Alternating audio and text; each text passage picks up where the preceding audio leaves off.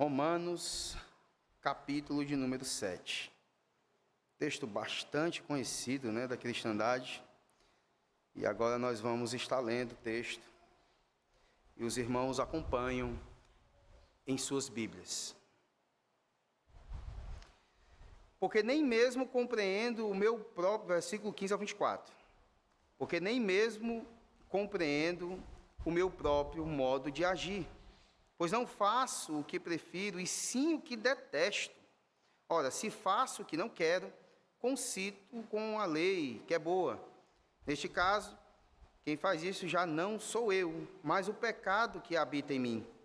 Porque eu sei que em mim, isto é, na minha carne, não habita bem nenhum, pois o querer o bem está em mim, não porém o efetuá-lo. Porque não faço o bem que prefiro, mas o mal que não quero, esse faço. Mas se eu faço o que não quero, já não sou eu quem o faz, e sim o pecado que habita em mim. Então, ao querer fazer o bem, encontro a lei de que o mal reside em mim, porque no tocante ao homem interior, tenho prazer na lei de Deus, mas vejo nos meus membros outra lei que, guerreando contra a lei da minha mente, me faz prisioneiro da lei do pecado que está nos meus membros.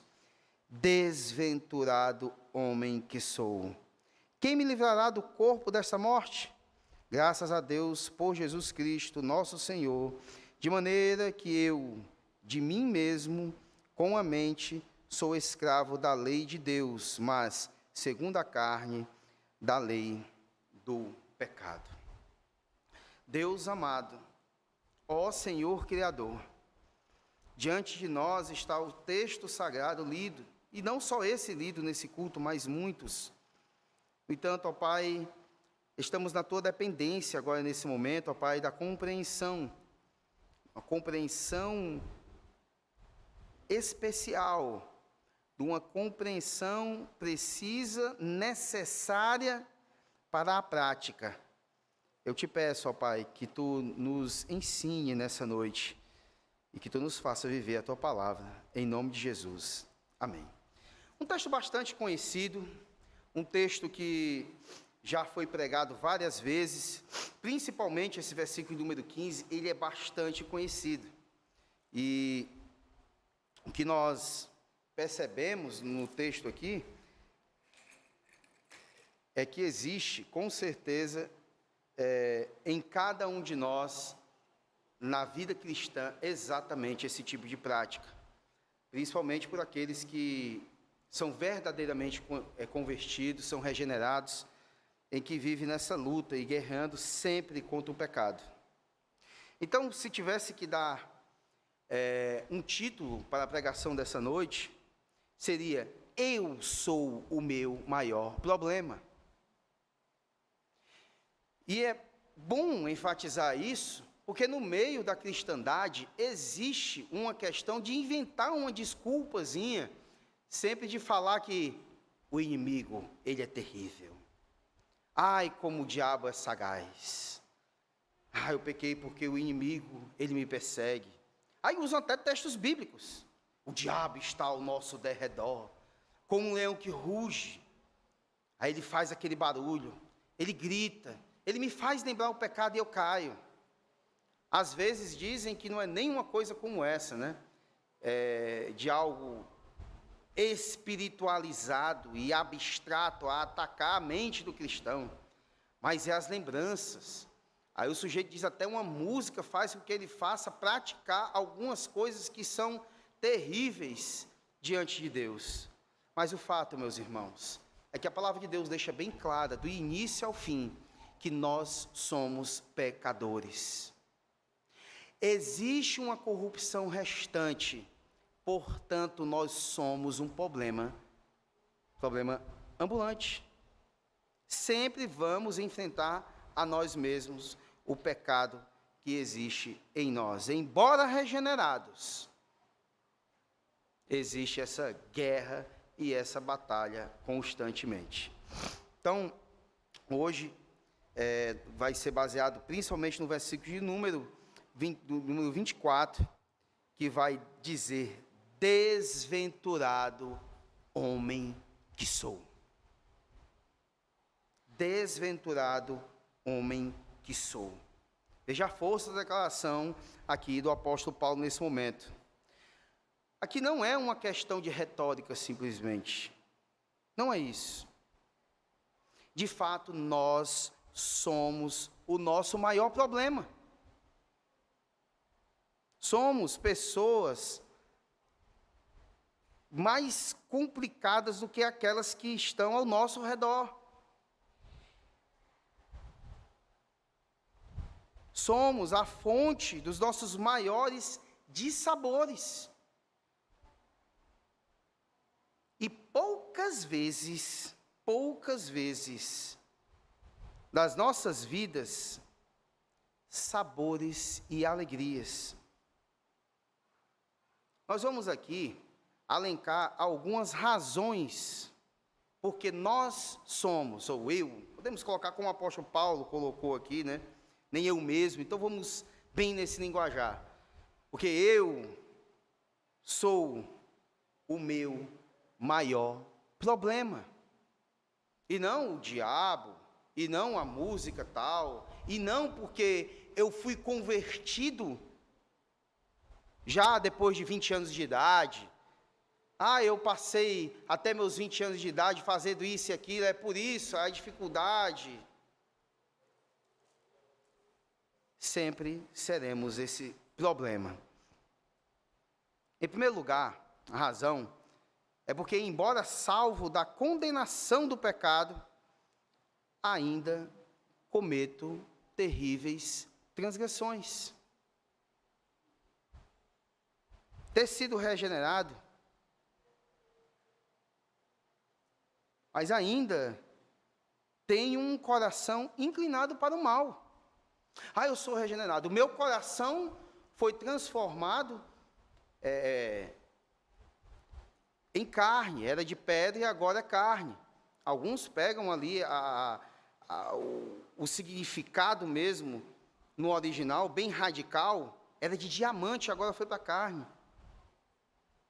Mas ainda podemos cometer grandes transgressões, porque somos inclinados para o mal. Nosso coração cogita o que não é santo, nossos olhos veem o que não é puro, e as nossas mãos fazem o que não é reto. Nossa língua, às vezes, murmura, ao invés de adorar a Deus. Nossos lábios se abrem para falar mal daqueles que foram criados à imagem de Deus e à semelhança de Deus. Ao invés de abençoá-los com palavras de sabedoria, nós não fazemos isso. Nós falamos mal do nosso irmão. Nossos pés são inclinados a se desviarem, em vez de andarem em retas veredas de justiça, como é proposto na palavra de Deus. Então, diante de práticas como essa, que somos salvos da condenação, mas ainda somos terríveis transgressores, que nos resta dizer, como o apóstolo Paulo declarou aqui no versículo 24, desventurado homem que sou. Em segundo lugar, outra razão, é porque tenho uma tendência de enxergar um cisco nos olhos do nosso irmão e não ver uma tábua encravada nos nossos próprios olhos. Temos a facilidade de ver mínimos erros em alguém. Assim, aquela coisinha pouca, mas nós não conseguimos enxergar as coisas horrendas que falamos, praticamos, e o que somos muitas vezes. Às vezes, é preciso ter uma prática semelhante aos dos espartanos nas guerras, que mandavam para ver como é que estava a formação, ver o problema que estava acontecendo ali no momento da guerra, alguém para ir para um monte, aquele sujeito saía do problema para visualizar o problema, depois ele ia e informava como estava a formação de guerra e o que estava acontecendo, porque não avançava e não ia ganhando naquele momento. Essa não foi tática apenas de espartanos, mas muito na história. Muitas vezes nós devemos fazer isso, e nós não fazemos. Somos complacentes com os nossos próprios erros, só que somos implacáveis com o erro dos outros. Somos terríveis. Nós estamos errando, nós somos um problema ambulante, mas o probleminha do irmão, esse sim é um problema, e eu não. Eu sou capaz de cometer todos os erros do mundo, mas quem está errado é apenas o meu irmão, e eu chamo de irmão. Vejo mínimas deficiências em outras pessoas, e não consigo diagnosticar pecados gritantes em mim mesmo. De vez em quando alguém aponta, alguém percebe, alguém vê, alguém fala de um grande erro que estamos cometendo. E até se pergunta o que é isso. E a resposta nem sai de nossa boca. Não somos capazes nem de fazer o mínimo que existe na Escritura, quando diz de confessar os pecados uns aos outros. Não confessamos nem mesmo quando é descoberto. Nem mesmo quando é descoberto. Somos exigentes com os outros e muito tolerantes consigo mesmos. Somos inflexíveis quando se trata de cobrar dos outros, mas extremamente complacente conosco mesmo. Somos pesados com as pessoas, mas conosco não. Nem às vezes uma questão de adaptação de vida. Nós não somos pessoas que compreendemos ou somos misericordiosos. Eu vou falar sobre algo aqui que é muito polêmico, a questão do dia do Senhor, por exemplo. O sujeito ele está em uma transição. Ele chegou em uma igreja que prega o dia do Senhor, ele já suspeitava, congregava em outra igreja, veio para uma igreja que crê no dia do Senhor, prega o dia do Senhor, ensina o dia do Senhor. Mas o trabalho dele, que é o sustento de sua família, muitas vezes um salário que ele já está comprometido com muitas coisas, aluguel de casa, e daí vai, a gente sabe como é que é a vida da gente, né? Aí o sujeito creu no dia do Senhor, aí digamos que a igreja não tem maturidade de entender que ele está num processo de transição, de às vezes não, porque o trabalho que ele tem, um concurso que ele tem, alguma coisa, ele trabalha de domingo. A gente vai querer que abandone imediatamente o seu emprego. Pode acontecer isso. Sei que aqui não é assim. Sei que temos um pastor que ele conversa, ensina, doutrina e vai trabalhando essas coisas. Mas já pensou se fosse desse jeito? Então, é ser pesado demais, muitas vezes. Ou aquele que não é o pastor da igreja, o membro da igreja, está trabalhando domingo, cara desse não. Mas ele ainda está se adaptando. Vai chegar um momento no qual ele vai ter essa liberdade de todos os domingos estar conosco, louvando a Deus. Nós condenamos nos outros o que não tem coragem de confrontar no meu próprio coração. Muitas vezes, afivelo no rosto uma grossa máscara de piedade, quando o que destila garborosamente na feira das vaidades é uma deslavada hipocrisia. Mais uma vez, o que nos resta, diante de um ponto semelhante desse que acontece conosco, ou que acontece de fato conosco, é declarar: ó, desventurado homem que sou. E mais um ponto, que seria o terceiro, é porque faço promessas a Deus e ao próximo acerca daquilo que não tenho a disposição de cumprir. Como somos pródigos em nossas promessas a Deus. Digo a Ele que o amo, mas o entristeço com os meus pecados. Prometo a Ele toda sinceridade, toda sincera amizade, mas não faço o que Ele manda. E Ele manda sempre, quer seja na leitura natural das Escrituras, do nosso dia a dia, quer no momento devocional, quer na leitura que nós fazemos no texto sagrado, no culto público, quer cantando salmos, quer na pregação. Passamos a vida inteira e não fazemos o que o Senhor manda, a sua vontade normativa. É uma dificuldade tremenda de fazer o querer de Deus.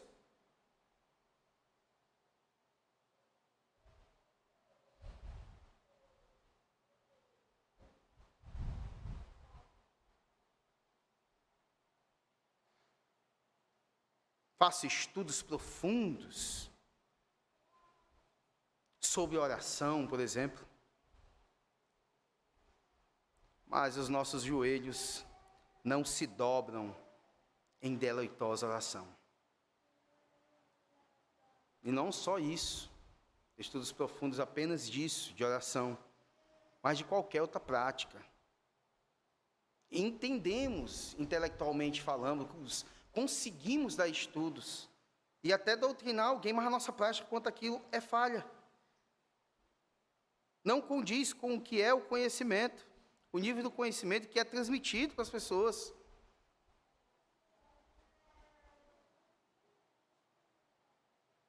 Reconheço que sou apenas mordomo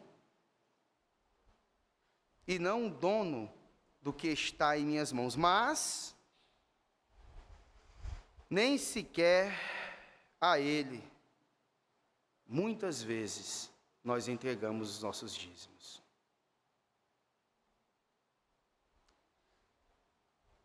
Ó desventurado homem que sou. Outro ponto também, é porque a minha vida nem sempre é a avalista de minhas palavras. As nossas palavras são lindas, bonitas. É mais linda do que as nossas obras. Somos como figueira cheia de folhas, só que desprovida de frutos. Uma figueira cheia de folha é uma coisa maravilhosa. Eu estive com o Rafael esses dias. Rafael, ele falou muito de como está sendo o Rio Grande do Sul, lá em Pelotas. Falou até como são as igrejas lá, presbiterianas, né? É bem agitadinha, como algumas aqui em Fortaleza, né? Diferente, assim, não parece nem presbiteriana às vezes, né? E comentou muitas coisas, mas ele comentou também o meio ambiente lá e mostrou uma foto, eu coloquei no grupo da igreja, de uma figueira, né? Que sombra maravilhosa. Eu fiquei doido por aquela sombra, deu vontade de deitar no chão e ver, só olhando a foto. Que coisa maravilhosa, mas sem fruto, não vale nada. É só linda aos olhos, você pode até se colocar embaixo dela num vento maravilhoso, friozinho, né? Aquela sombra tranquilizante ali naquele momento, mas sem frutos não vale nada. O Senhor Jesus falou isso na Escritura e até algumas coisas foi praticado pelo Senhor Jesus ali em relação a uma figueira que não dá seus frutos. Muitas vezes somos assim. Nós tocamos trombetas quando damos esmolas, ajudas, donativos. Mas só que isso muitas vezes é feito para que as pessoas vejam o quanto somos generosos. Eu tive em minha vida pessoas que me ajudaram em momentos de seminário, em alguns momentos da minha vida, e quando eu fui ajudado, a coisa que a pessoa mais pediu encarecidamente, não fale para ninguém. Não quero que ninguém saiba, não. Até hoje não sabem, nem vão ficar sabendo. Aprendi tanto com essas pessoas. Foi uma prática tão bonita. Eu sei que as pessoas não quiseram ali, naquele momento, simplesmente, como diz o velho cearês, né, se amostrar. Não foi isso. É porque no coração delas compreenderam de verdade isso.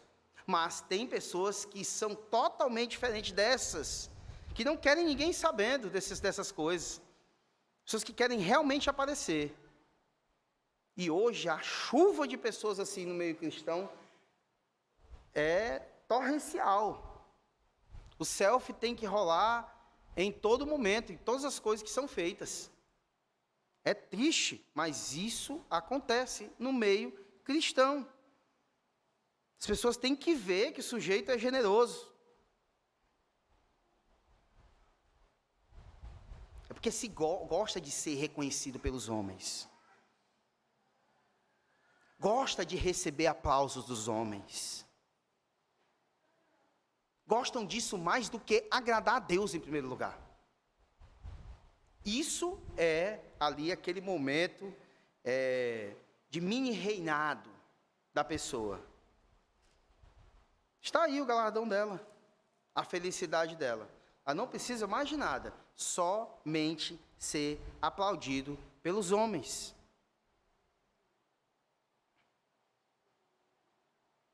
Só que Deus vê tudo em secreto. E não adianta essa prática ridícula de querer apenas aplausos dos homens. Ecoa dos lábios de muitos, torrentes de palavras bonitas, para impressionar as pessoas que veem as nossas aparências.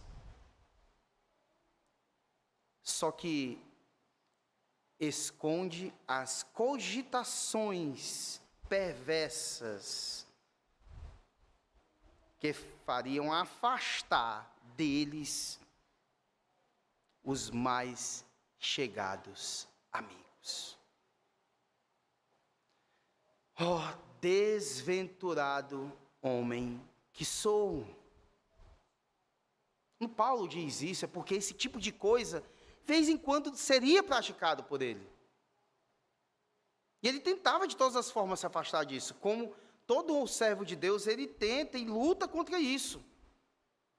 Às vezes, um aspecto ou outro é totalmente destruído com o passar dos anos, mas outros não. Em quinto lugar, e último, é porque somos um ser contraditório,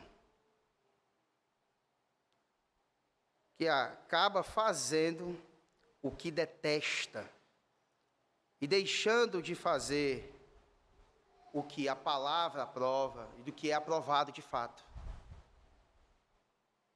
Nosso coração é enganoso e, como a palavra diz, desesperadamente corrupto. Quando nós vemos isso na Escritura, desesperadamente corrupto, você imagine aí na sua cabeça níveis de pessoas, por exemplo, quando nós andamos aí pela rua de Fortaleza, se você for observar a atitude, a maneira de caminhar de um viciado na droga chamado crack, por exemplo, a maneira com que ele caminha e olha para as coisas é uma maneira desesperada, para se conseguir a pedra para usá-la. Anda rápido demais, todo suado, olhos arregalados, e parece estar desgovernado. Então a palavra diz que somos corruptos a esse nível.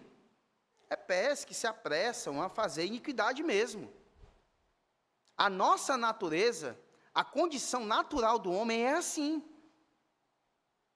Glória a Deus, porque Ele nos escolheu antes da fundação do mundo, nos regenerou, e a gente está naquele equilíbrio, né? A palavra é pregada, nós compreendemos e fica essa batalha, pelo menos. Imagine se não fosse. Imagine se não acontecesse isso. Nosso coração é um laboratório que produz em larga escala o que traz desonra para Deus e ofensa mesmo, de fato, para o próximo. Nosso coração é assim.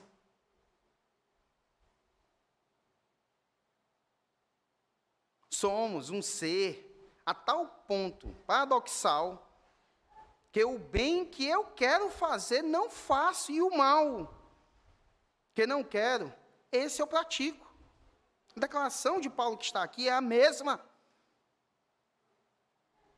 Vivemos assim. Então, qual seria o nosso maior inimigo? É o diabo. Somos nós. Ele usa coisas como essa. Até influencia, de certa forma, mas é de acordo com a nossa vontade. Eu gosto até de citar, às vezes, uma coisa assim, que uma pessoa que ela pratica a agudez de uma das opções de leque de pecado que o ser humano tem, é porque ela queria fazer. Ela não é tentada por aquilo que ela não quer, que ela não deseja. Se você vê uma pessoa envolvida, um homem com outro homem, e isso aconteceu depois de alguns anos na vida, é porque ele deseja isso. É perversão dele. É negócio de questão, nasceu mulher, não tem nada a ver com isso, é perversão. O sujeito ele vai usar droga, ele tem a face, é porque ele deseja isso. Por que dizem lá no ar, por exemplo, evite o primeiro gole? Porque ele gosta daquilo ali, cara. Ele dá valor a uma pinga mesmo. Se começar, ele é desenfreado nisso. Ele não para.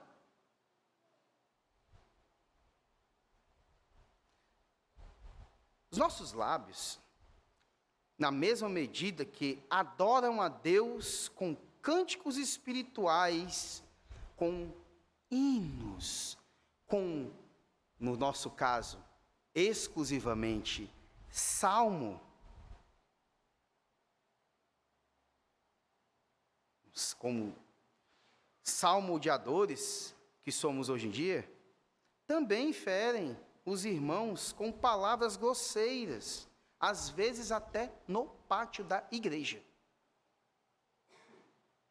A gente nem percebe, mas algum irmão pode ter sido afastado por nossas palavras ou atitudes. Isso pode ter acontecido. E foi muito interessante o que foi palestrado, ensinado,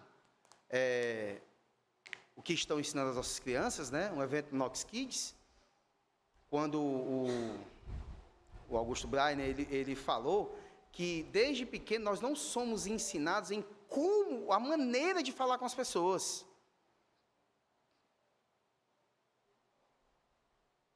Muitas vezes a gente diz o que é certo, mas de maneira errada, aí nos faz lembrar, né? A palavra branda desvia o furor, mas não é nem isso a questão, é a palavra certa, momento certo, e saber lidar com cada pessoa. Às vezes a gente sabe como é que é o irmão, mas a gente fala de uma maneira que agride. Ou temos atitudes que agridem. Por exemplo, apertamos a mão do irmão ou abraçamos o irmão quando foi a oportunidade de fazer? Quando ele naquele momento precisava muito disso? Será que fizemos isso? Será que demos uma palavra para ele naquele momento? Somos capazes de cantar o que é certinho no culto, mas muitas vezes acabamos caindo nessa, de ferir o nosso irmão com grosseria. Nós alteamos nossas vozes para dizer: sou um pacificador. Mas, muitas vezes, o que acabamos fazendo é semeando contenda entre irmãos. É um pecado que Deus abomina. Essa questão de causar divisão na igreja, no corpo de Cristo. O apóstolo Paulo lutou muito contra isso aí em 1 Coríntios, a gente vai ver esse tipo de coisa. Aliás, a igreja de Corinto era toda dividida. Isso causou grandes problemas. Provocado, muitas vezes, por algumas pessoas. Ó desventurado homens que somos. Nossa esperança não está em quem nós somos, no que fazemos, mas na graça daquele que tudo fez por mim e por você. Ele morreu na cruz em nosso lugar para nos dar a vida eterna. Ele foi até a cruz para nos salvar e assim nós sermos conformados segundo a sua imagem, para viver de acordo com sua vontade. Aquilo que nós fomos predestinados é a viver em amor e não fazer o contrário disso, como muitas vezes é feito. Vamos procurar, meus irmãos, a fazer aquilo que é o conselho da palavra, tentar a cada dia lutar contra nós mesmos, nessa prática de agir de forma contrária ao que é a palavra de Deus. Paulo aqui cita a lei. Paulo aqui cita a lei que é boa. Hoje, temos toda a palavra compilada para nós, e com até certas facilidades, o nome do livro, capítulos, versículos, e temos muitas versões de palavra e muito conselho de Deus para nós em pregações. É chegada a hora de lutar contra isso, lutar contra nós, lutar contra esse pecado restante, essa corrupção restante. Temos a vantagem de sermos habitados pelo Espírito, regenerados. Temos a vantagem de compreender a palavra de Deus mais do que as pessoas que não são convertidas. Claro que existem aberrações. Eu estou me esquecendo aqui o nome do ateu, que era fã do Bruce Metzger, que ele declarou no livro dele. É que eu me esqueci o nome dele agora, Lucas, até ele é da crítica textual, e é ateu.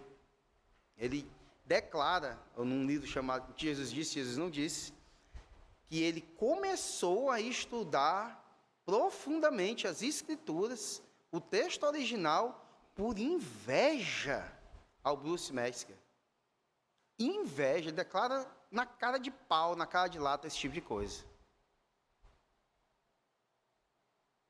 Espero que não exista isso aqui. Que o Senhor nos abençoe, que possamos viver somente para a sua glória, em nome de Jesus, meus irmãos. Vamos ficar de pé nesse momento.